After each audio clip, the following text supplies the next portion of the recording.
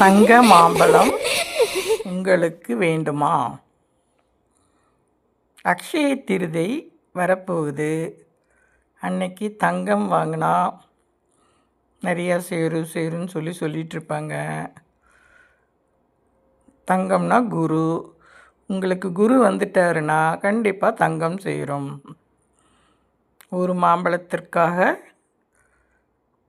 குடும்பத்தையெல்லாம் விட்டு உலகத்தில் இருக்கிற எல்லா மலைகளையும் உருவாக்கி வச்சிருக்கிறாரு இந்த சின்ன குழந்தை முருகன்.